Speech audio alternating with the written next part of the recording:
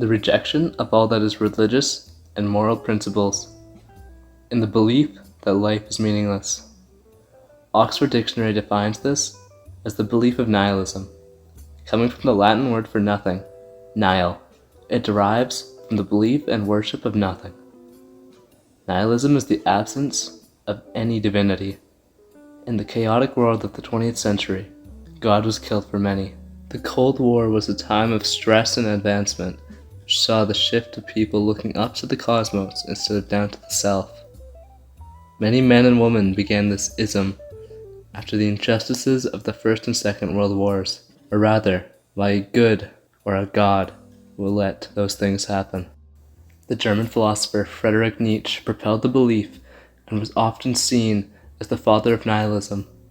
While he was in an asylum for his contraction of tertiary syphilis, Friedrich Nietzsche once said, "Silence is worse. All truths that are kept or silent become poisonous."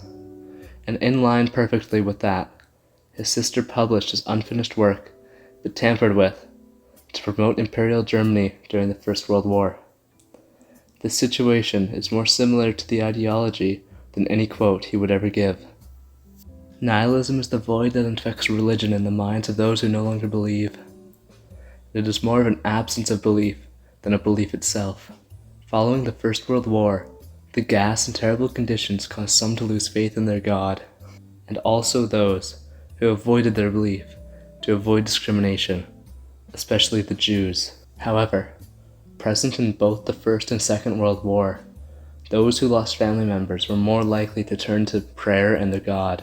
This would be short to last, however.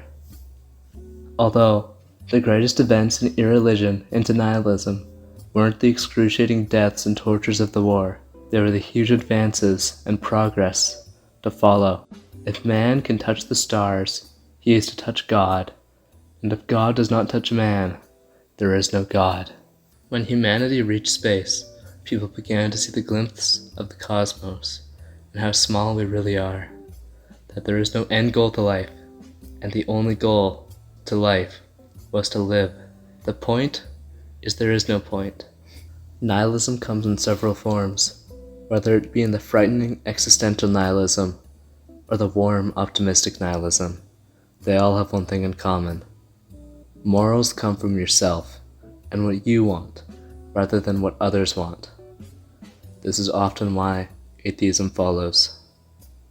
For many, nihilism is scary and a blunt form of realism. People had to no longer look to God for motivation and look to themselves, mostly in part to the advancements and the war crimes of the 20th century.